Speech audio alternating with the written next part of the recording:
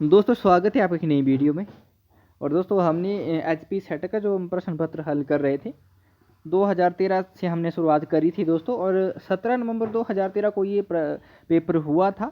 और उस समय मैंने आपको बताया था 3 पेपर हुआ करते थे। एक जनरल अवेयरनेस का पेपर होता था और जो सब्जेक्ट होता था आपका, जैसे हिंदी है, जैसे हमारी हिंदी है, हिस्ट्री हो गई, आपके पॉलिटिकल साइंस, जितने भी ये सब्जेक्ट हैं उनके 2 पेपर हुआ करते थे।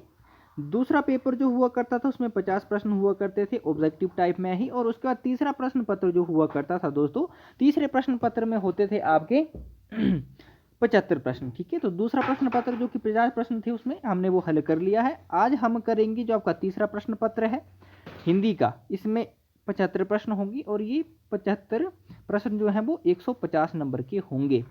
ठीक है दोस्तों, तो अगर आज की बात करूं तो जो 2024 में आपका जो ये पेपर होगा एचपी सेट का, इसमें आपके 100 प्रश्न होंगे, यानी कि सब्जेक्ट के आपके हिंदी के रख के चलिए, और 50 प्रश्न होंगे आपके जनरल अवेयरनेस के। ठीक है, परंतु हमें सॉल्व करने चाहिए। सॉल्व इसीलिए कर रहा हूं मैं ताकि हमें बहुत सारे प्रश्न यहाँ पे रिपीट होंगे। और ये जो फॉर्मेट होता है इनका, ठीक है, मैंने कल भी बात की थी, जो फॉर्मेट होता है इनका, इससे प्रश्न बन जाते, इसके इर्द गिर्द ही ये प्रश्न घूमते हैं दोस्तों। तो ये सबसे बड़ी बात होती है हमारे प्रश्नों को सॉल्व करने के लिए। ठीक है दोस्तों, तो चलिए आज हम हमारा तीसरा प्रश्न पत्र है ये। यहाँ पे टाइम भी बताया था कि कितने टाइम तक ये पेपर था, पूर्णांक कितने थे, ये सब कुछ यहाँ पे बातें बताई गई हुई है। ठीक है, तो कल का अगर आपने वो वीडियो नहीं देखी कल की दोस्तों, तो उस वीडियो को आप देख सकते हैं। प्लेलिस्ट भी यहाँ पे बनाई गई हुई है, तो आप प्लेलिस्ट में जाके देख सकते हैं। ठीक है, तो चलिए पहले प्रश्न से शुरुआत करते हैं। हमारा पहला प्रश्न दोस्तों वो पंक्तियों से संबंधित था और आदिकाल से ये प्रश्न बना था। ठीक है, 12 वर्ष लो कुकर जीवे और 13 लो जी सियार, वर्ष 18 छत्री जीवे आगे जीवन को धिकार। इन पंक्तियों के रचयिता का नाम क्या है दोस्तों? दलपति विजय, नरपति नाहल, जगनिक या भटकेदार। ठीक है, ये पंक्तियां दोस्तों परमाल रासों से है। ठीक है, परमाल रासों से ये पंक्तियां, तो परमाल रासों के रचनाकार कौन हुए ये आपको पता होना चाहिए। ठीक है, तो आपके यहाँ पे विकल्प तीसरा यानी कि सी सही हो जाएगा, जगनिक। ठीक है, वर्ष 12 लो कुकर जीवे, वर्ष 12 यानी कि 12 वर्ष तक कुकर यानी कि कुत्ते जीते हैं। ठीक है जी, और 13 लो जिए सियार। ठीक है, और 13 साल कौन जीता है? सियार यानी कि गीदड़। ठीक है, वर्ष 18 क्षत्रिय जीवे। ठीक है, क्षत्रिय जो है वो वर्ष 18 तक यानी कि 18 साल तक ही क्षत्रियों का जीवन होना चाहिए। ठीक है, आगे जीवन को धिकार, और उसके आगे का जो जीवन होता है उसको धिकार कहा गया है। देखिए परमाल रासों की अगर बात करें दोस्तों, तो परमाल रासों एक युद्धों से संबंधित एक काव्य है। ठीक है, इसमें 52 युद्धों का वर्णन है। ये भी प्रश्न बन जाता है कि परमाल रासों में कितने युद्धों का वर्णन हुआ है, तो 52 युद्धों का वर्णन हुआ है। इस पे कभी बात करेंगे, हम सोल्व करते हैं भी सिर्फ। अगला देखिए, कबीर की प्रसिद्ध रचना बीजिक के कौन कौन से भाग हैं दोस्तों? ठीक है, बीजिक जो इनकी रचना है बेसिकली एक ही रचना है, परंतु इसके 3 भाग हैं। तो कौन कौन से हैं? विकल्प हैं साखी शब्द रमैनी, ठीक है, शब्द दोहा रमैनी, साखी शब्द दोहा, साखी शब्द साखी पद दोहा। ठीक है, तो यहाँ पे आपका पहला ही विकल्प सही है। ठीक है, साखी शब्द और रमैनी। ठीक है, कई बार दोस्तों यहाँ से प्रश्न बन जाते हैं कि साखी का अर्थ क्या होता है दोस्तों। ठीक है, और शब्द का अर्थ क्या होता है, रमैनी का अर्थ क्या होता है, तो इनको भी आपने ध्यान में रखना है, इनको पढ़ के जाना है आपको। चलिए अगला देखिए दोस्तों, अगला प्रश्न हमारा क्या है? ये पंक्तियां आई हैं दोस्तों कि चलती चक्की देख के दिया कबीरा रोए, दूही पट भीतर आए के सावित गया न कोई। ठीक है, कबीर विरचित पंक्तियों में दूही पट से अभिप्राय क्या है? सुख दुख से है, दिन रात से है, भाग्य पुरुषार्थ से, जीवन मरण से है। ठीक है, तो यहाँ पे ये प्रश्न बना है दोस्तों। तो इसका क्या मतलब हुआ दोस्तों? यहाँ पे हुआ आपका जीवन और मरण से यहाँ पे प्रश्न बना। देखिए दोस्तों, चलती चक्की, देखिए जो चक्की होती है दोस्तों जिसमें आटा पिसता है आपका, एक पार्ट उसके नीचे होता है, ठीक है, और एक उसके ऊपर होता है। ठीक है, चलती चक्की देख के दिया कबीरा रो, चलती हुई चक्की को देखकर कबीरा रो देता है। दूही पट भीतर आए के साबित गया न कोई, जैसे ही उसमें दोस्तों अनाज डलता है तो ऊपर की जो चक्की होती है, पट होता है, वो चलता है। ठीक है, और नीचे का तो वो वह स्थिर ही होता है। ठीक है, और साबुत, ठीक है, जो अनाज होता है वो साबुत नहीं बचता है। ठीक है, वो पिस जाता है। तो यहाँ पे जीवन और मरण की बेसिकली बात की गई है, जीवन और मरण की तरफ यहाँ पे इशारा किया गया है। ठीक है, चलिए अगला देखिए, पंक्तियों से संबंधित प्रश्न बहुत बने हैं दोस्तों। सवेरा सवेरा बान पर सती, सिद्ध साधक अवधूत, आसन भारी बैठ सब जारी आत्मा भूत। ये पंक्तियां जैसी भी रचित पद्मावत के किस खंड से ली गई हैं दोस्तों? जन्म खंड, सिंहलदीप खंड, स्तुति खंड या सुआ खंड।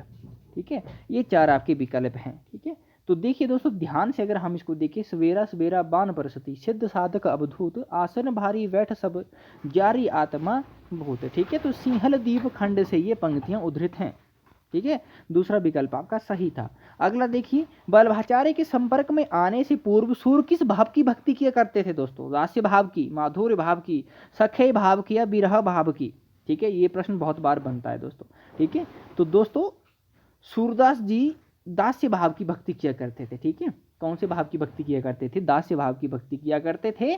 परंतु जब वो बल्लभाचार्य जी के संपर्क में आए तो साख्य भाव की भक्ति उनके काव्य में हमें देखने को मिलने लग पड़ी, माधुर्य भाव की भक्ति का उनके काव्य में हमें समावेश मिलने लगा और वात्सल्य भाव की भक्ति भी हमें देखने को मिलने लगी। ठीक है, सूरदास ही एक ऐसे दोस्तों विद्वान कवि हैं भक्ति काल में जिनकी जो भक्ति भावना है वो कई सोपानों से गुजरती है। ठीक है, सबसे पहले वो दास्य भाव की भक्ति किया करते थे। ठीक है, साख्य भाव की भक्ति उनके काव्य में मिलती है दोस्तों, जहाँ पे राधा कृष्ण और गोपियों का प्रेम वर्णन है, वहाँ पे माधुर्य भक्ति का जो वो उद्भव होता है। और साख्य भक्ति भी वात्सल्य भाव की भक्ति भी हमें देखने को मिल जाती है, जहाँ पे वो कृष्ण की बाल क्रीड़ाओं का वर्णन करते हैं। ठीक है, और उसके विपरीत अगर हम देखें तो तुलसीदास जी की जो भक्ति भावना है वो दास्य भाव की है। मीराबाई की भक्ति देखें तो वो माधुर्य भाव की है, उसमें दूसरी भक्तियों का समावेश बहुत कम हुआ है। ठीक है, तो ये प्रश्न बहुत बार बन जाता है, तो इसका ध्यान रखना है। अगला देखिए दोस्तों, अगली भी हमारी पंक्तियां ही हैं कि बनबाग उपवन वाटिका सरकूप बांपी शोहई। ये पंक्तियां तुलसीदास विरचित रामचरितमानस के किस कांड से ली गई है दोस्तों? 2013 में भी जो प्रश्न है उसका स्तर ठीक ठाक ही हुआ करता था। ठीक है, आप देख सकते हैं, ध्यान से देखिएगा। ठीक है, तो कौन से कांड से ली गई है ये आपसे पूछा गया है। उत्तरकांड, सुंदरकांड, अरण्य कांड और उसके बाद बालकांड। ठीक है, ये 4 कांड दिए गए हैं आपको, तो सुंदरकांड से ये पंक्तियां ली गई हैं दोस्तों। अगला देखिए, रामचंद्रिका के कौन से संवाद को आचार्य रामचंद्र शुक्ल ने तुलसी के संवादों से श्रेष्ठ बताया है? लक्ष्मण परशुराम संवाद दोस्तों, राम परशुराम संवाद, रावण अंगद संवाद या हनुमान रावण संवाद? ये कौन से संवादों को शुक्ल जी ने तुलसीदास के संवादों से श्रेष्ठ बताया गया है यहाँ पे? तो कौन सा है ये आपसे पूछा गया। तो रावण अंगद संवाद दोस्तों, रावण और अंगद संवाद रामचंद्रिका के बहुत प्रसिद्ध संवाद हैं।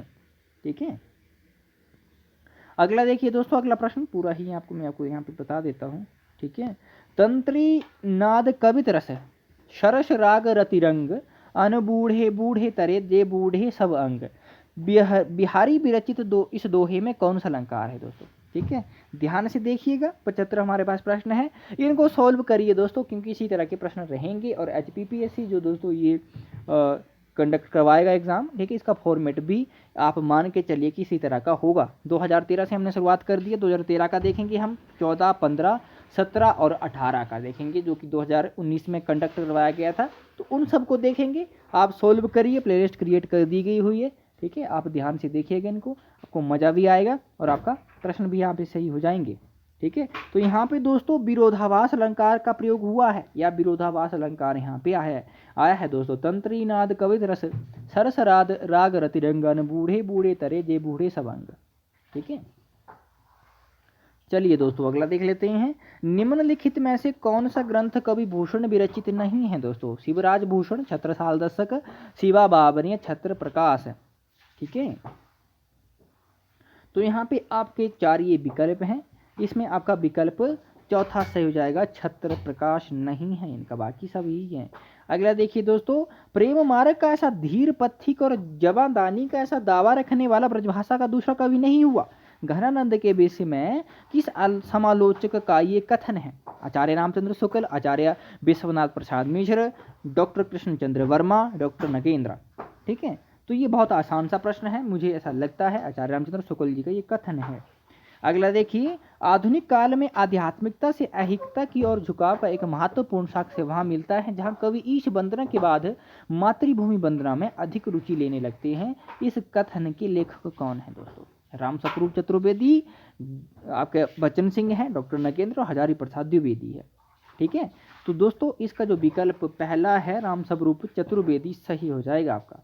अगला देखिए, भारतेंदु मंडल का वो प्रतिष्ठित साहित्यकार और पत्रकार कौन था जिसने बाहरी आर्थिक अभाव में भी अपने मासिक पत्र हिंदी प्रदीप को अपने बलबूते लगभग 33 वर्षों तक प्रकाशित कर पत्रकारिता का आदर्श उदाहरण प्रस्तुत किया। राधाचरण गोस्वामी, बालकृष्ण भट्ट, ठाकुर जगमोहन सिंह, प्रताप नारायण मिश्र। ठीक है दोस्तों, तो यहाँ पे दोस्तों आपका विकल्प बी सही हो जाएगा, हिंदी प्रदीप। ठीक है, यानी कि बालकृष्ण भट्ट इसके संपादक थे। 1877 में इसका प्रकाशन शुरू हुआ था। उसके बाद 33 वर्ष इसमें जोड़ दीजिए, तो कब तक चला था दोस्तों ये? ठीक है, ये आप देख सकते हैं कब तक चला था ये, 1910 तक, और 1910 में इनकी मृत्यु हुई थी। ठीक है, बालकृष्ण भट्ट की। ठीक है दोस्तों, तो ये तो हो गया आपका प्रश्न। और दोस्तों भारतेंदु मंडल के एक ऐसे प्रसिद्ध लेखक भी हुए हैं, प्रताप नारायण मिश्र दोस्तों। ठीक है, जो भी पत्र निकालते थे उनको भी भारी आर्थिक संकटों का सामना करना पड़ता था। वो अपने पत्र को बेचने के लिए दोस्तों, ठीक है, घर घर जाया करते थे। ठीक है, कि इस पत्र को पढ़िए, हिंदी की सेवा के संबंध में उनका पत्र था। तो 8-8 महीने तक उनके जो यजमान यानी कि जो उनको जो पाठक होते थे उनको उन पैसे नहीं मिलते थे। तो कभी कभी उन्होंने कहा था एक जगह कि 8 मास बीते जजमान, अब तो करो दक्षिणादान। ठीक है, और ये प्रश्न भी बन जाता है, तो इसको भी ध्यान में रखना है आपको। अगला देखिए, भारतेंदु ने अपनी किस कविता में विदेशी वस्तुओं के बहिष्कार की प्रत्यक्ष रूप से प्रेरणा दी है? ठीक है, विजय वल्लरी, भारत वीक्षा, प्रबोधिनी या रिपुनाष्टक। ठीक है, तो ये आपके 4 विकल्प हैं। तो इसमें आपका विकल्प जो दोस्तों सी से हो जाएगा, प्रबोधिनी। अगला देखिए, द्विवेदी युग को जागरण सुधार काल नाम किस विद्वान ने दिया था? डॉक्टर रामकुमार वर्मा, रामविलास शर्मा, डॉक्टर नगेंद्र या डॉक्टर धीरेन्द्र वर्मा। ठीक है, तो आपका विकल्प सी सही जाएगा, डॉक्टर नगेंद्र दोस्तों। ठीक है, चलिए वीडियो तो लंबी होनी ही है, उसको छोड़ते हैं, परंतु ध्यान से पढ़ते हैं क्योंकि यहाँ से प्रश्न बन सकते हैं। हमसे सच की सुनो कहानी, जिससे मरे झूठ की नानी, सच है सभ्य देश की चीज, तुमको उसकी कहाँ तमीज। ठीक है, ये पंक्तियां द्विवेदी योगीन किस कवि की है दोस्तों? ठीक है, द्विवेदी योगीन किस कवि की ये पंक्तियां हैं? तो यहाँ पे क्या सही जाना चाहिए दोस्तों? आपका यहाँ पे डी विकल्प सही हो जाना चाहिए दोस्तों। ठीक है, क्या विकल्प सही हो जाना चाहिए? आपका डी विकल्प सही हो जाना चाहिए।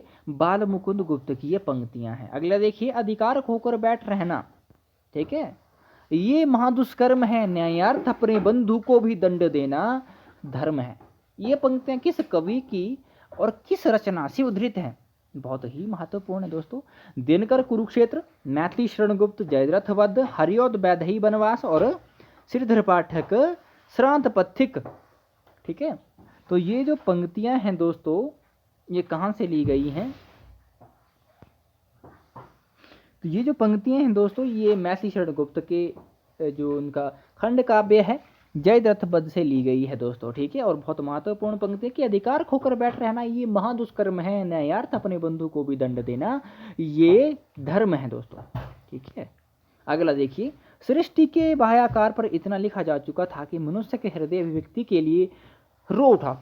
सब छंद छंद में चित्रित उन मानव अनुभूतियों का नाम छाया उपयुक्त ही था, और मुझे तो आज भी उपयुक्त ही लगता है। छायावाद के विषय में ये महत्वपूर्ण विचार किसका है दोस्तों? ये 4 आपके विकल्प हैं, महादेवी वर्मा, जयशंकर प्रसाद, नंद दुलारी वाजपेयी, और उसके बाद दोस्तों मुकुटधर पांडे।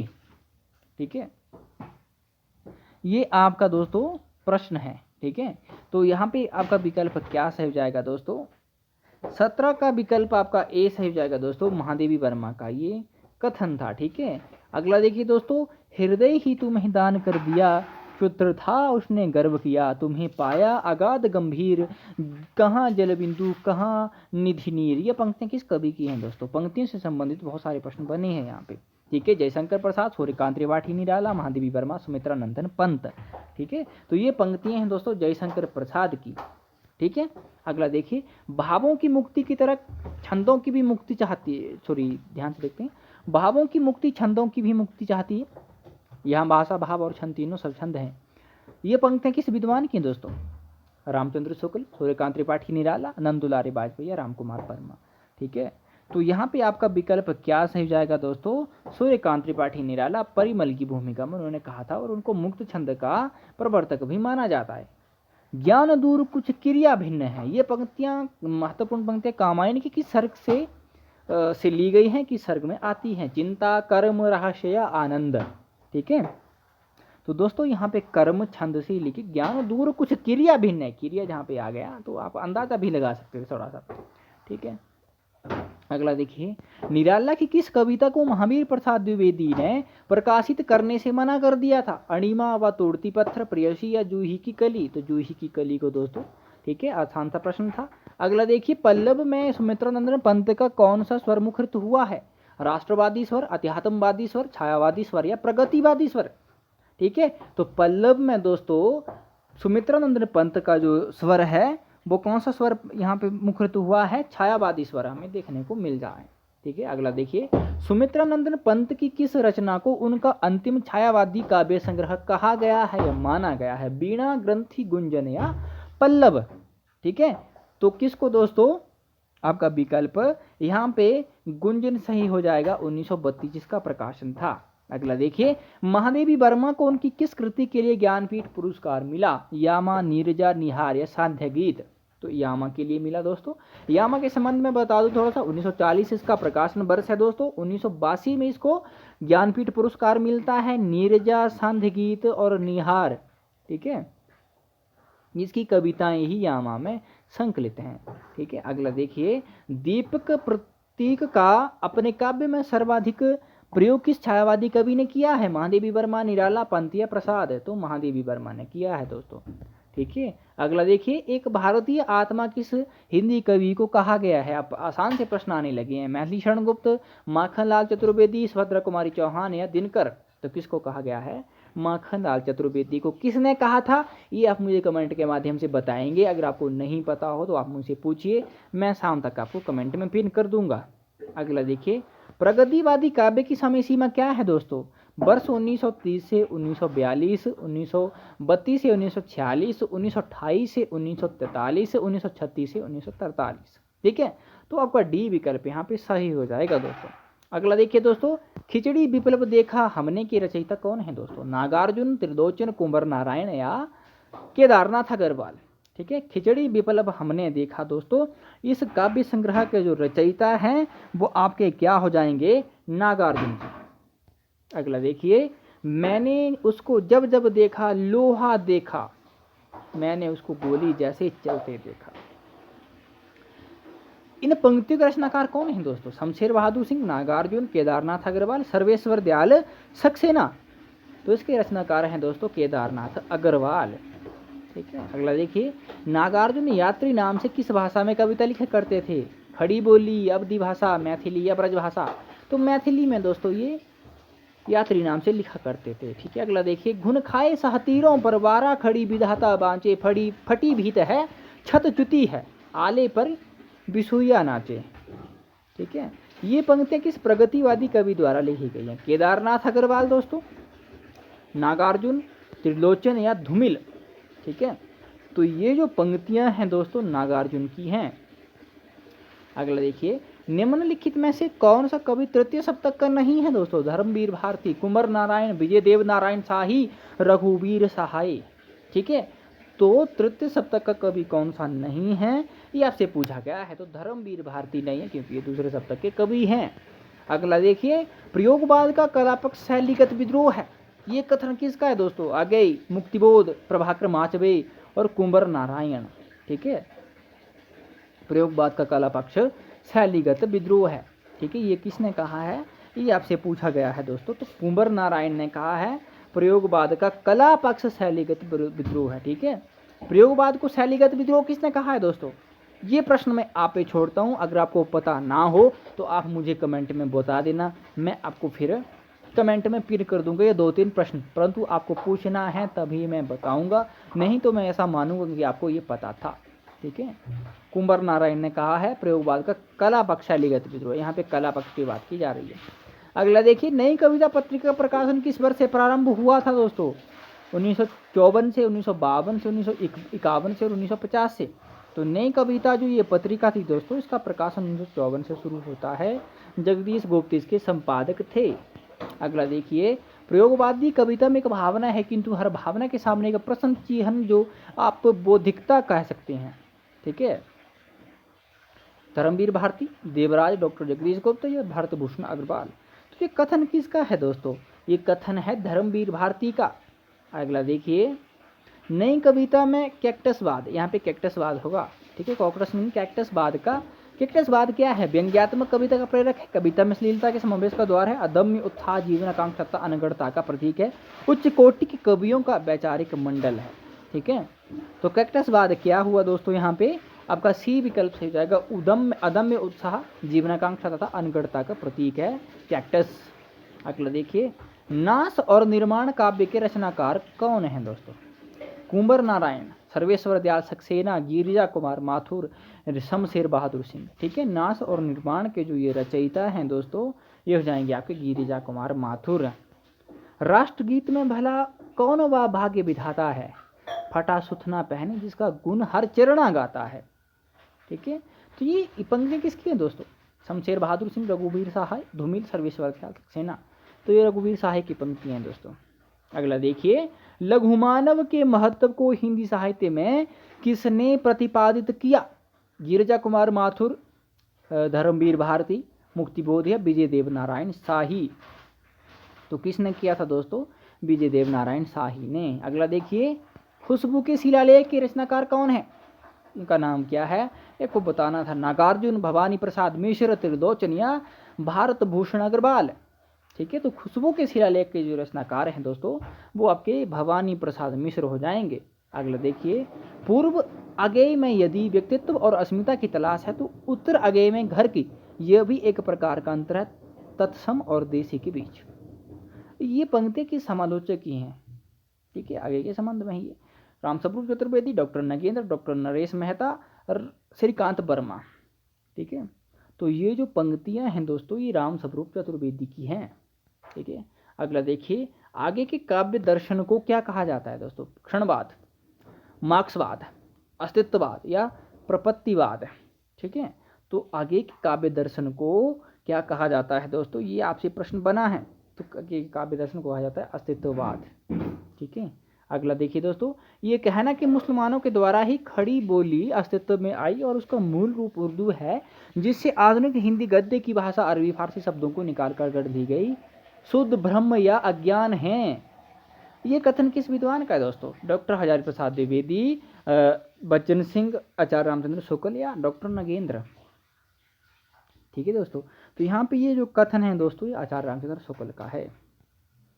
ठीक है, अगला देखिए, हिंदी गल्फमाला मासिक पत्रिका का प्रकाशन स्थल कौन सा है? ठीक है, हिंदी गल्फमाला।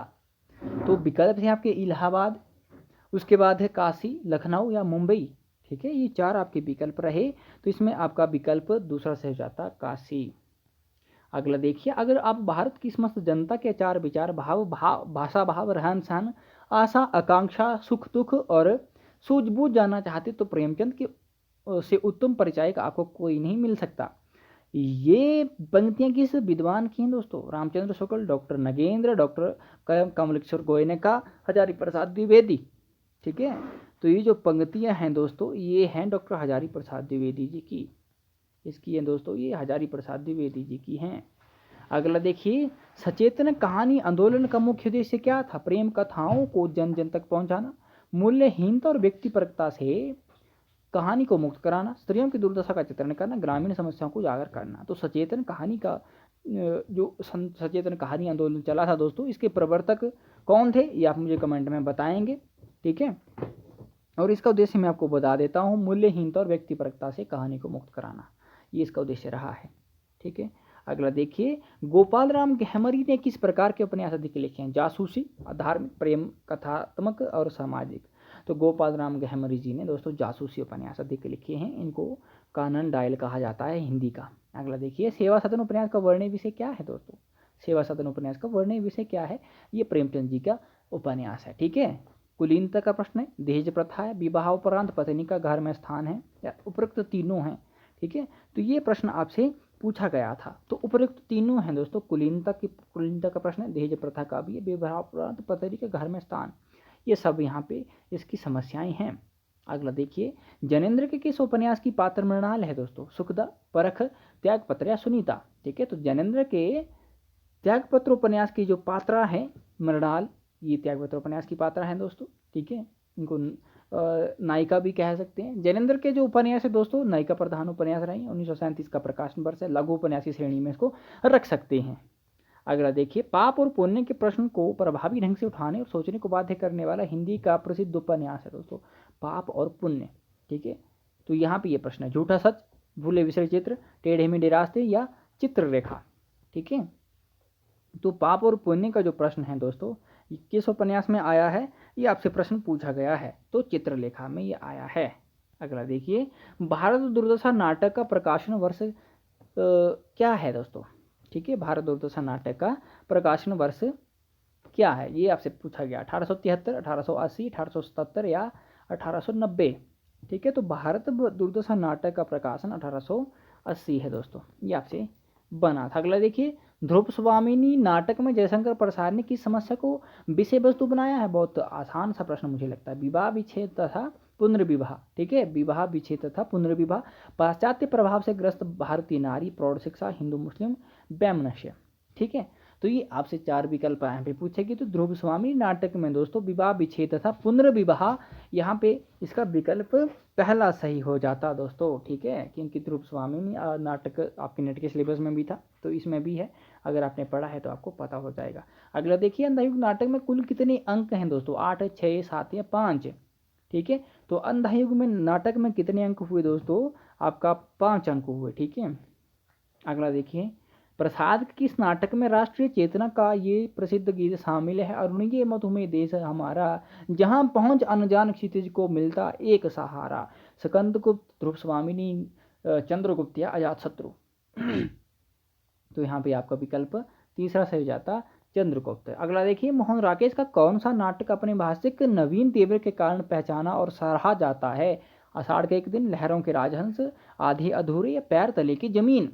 ठीक है, पैरों तले की जमीन, तो पैर तले की जो जमीन है दोस्तों, ये मोहन राकेश जी का अधूरा नाटक है, श्रीकांत वर्मा ने इसको पूरा किया था। ठीक है, इसके संबंध में एक बात बता दी मैंने आपको।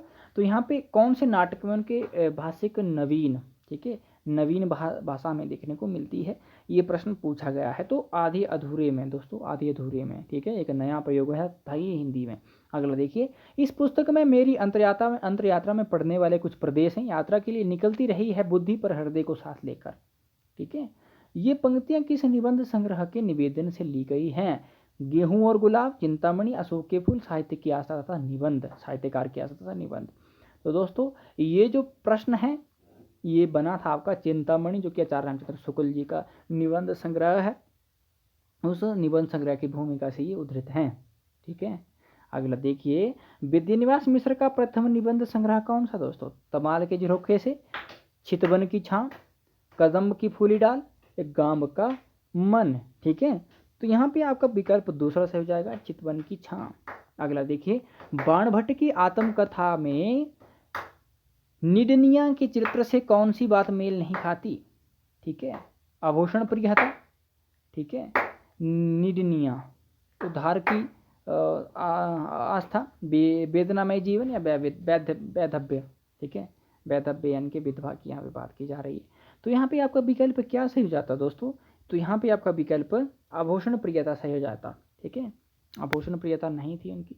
अगला देखिए, नई कविता और अस्तित्ववाद किस आलोचक की रचना है। जगदीश गुप्त, लक्ष्मीकांत वर्मा, रामस्वरूप चतुर्वेदी या रामविलास शर्मा। नई कविता और यहाँ पे आपका विकल्प क्या है दोस्तों, अस्तित्ववाद। ठीक है, नई कविता और अस्तित्ववाद, ये रामविलास शर्मा जी की क्या है दोस्तों, रचना है।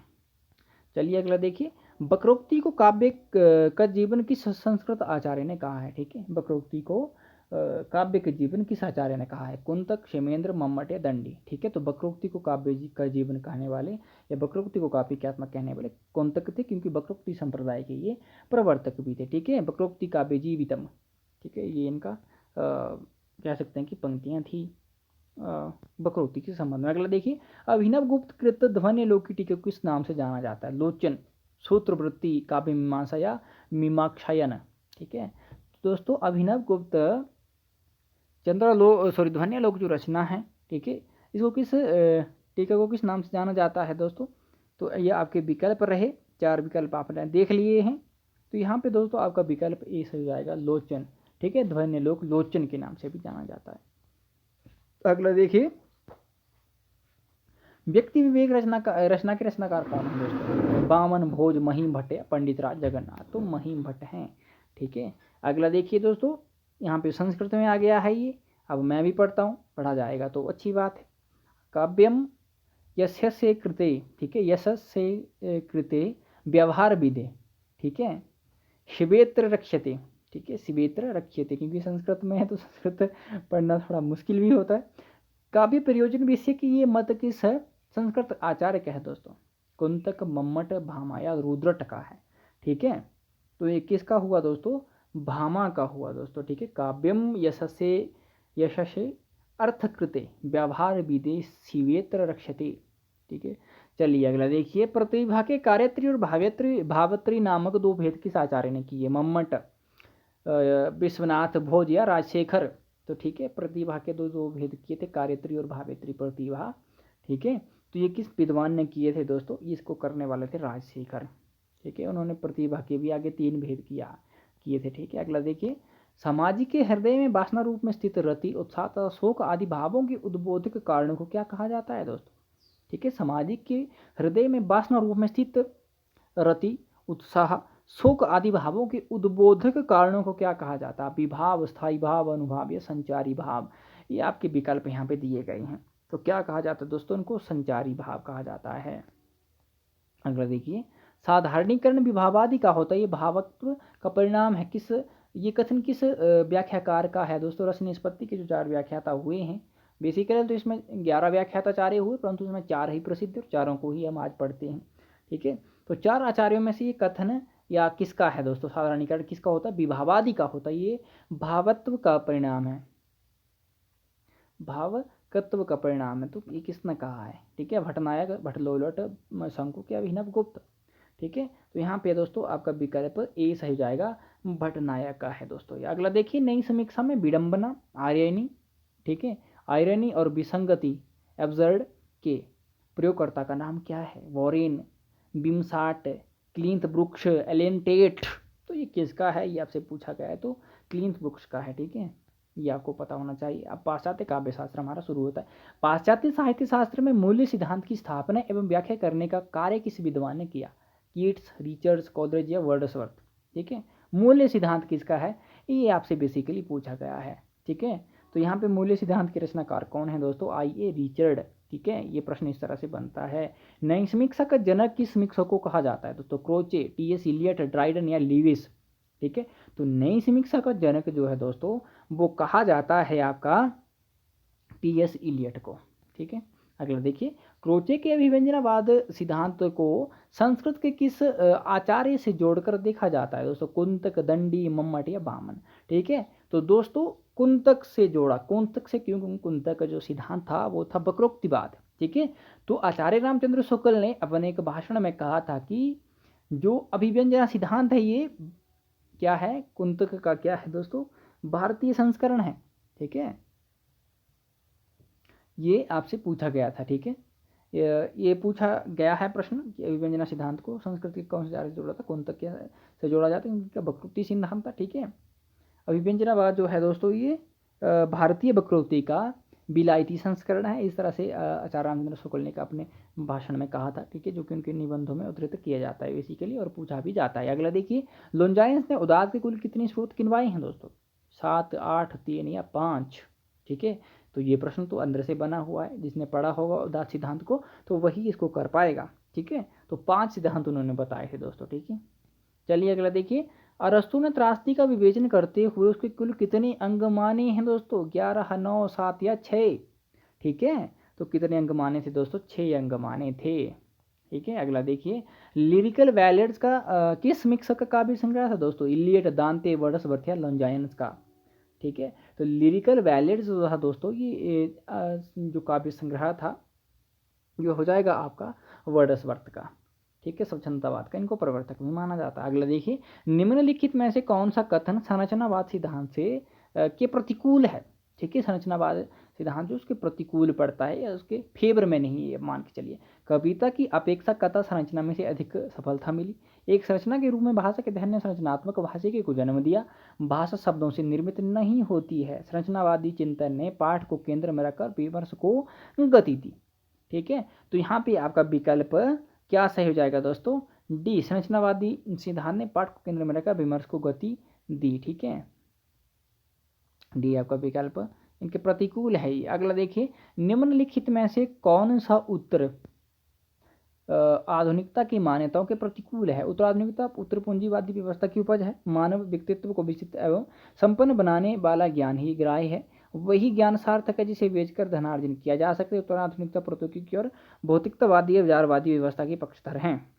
ठीक है, तो ये आपसे प्रश्न बना था। यहाँ पे आपका प्रश्न जो है दोस्तों वो 20 हो जाएगा। ठीक है, तो ये तो थे दोस्तों आपके 75 प्रश्न और 2013 का प्रश्न पत्र हमने हल कर लिया, परंतु बहुत समय लग गया है। चलो कोई बात नहीं, हमने हल करने के साथ साथ मज़ा भी आया आपको भी कौन से प्रश्न किस तरह से बने हुए थे। ठीक है, तो अच्छी बात है हमारे लिए दोस्तों ये। अगला हम 2014 का देखेंगे दोस्तों। ठीक है, 2014 के बाद 15 का देखेंगे और 15 के बाद 16 का आएगा, फिर 17 का और उसके बाद 19 का हम करेंगे। ठीक है, तो तब तक के लिए धन्यवाद दोस्तों। और वीडियो कैसी लगी आप मुझे बताएं, और अगर वीडियो को आप शेयर कर दें तो बहुत मेहरबानी होगी आपकी। धन्यवाद दोस्तों, मिलते हैं अगले वीडियो में।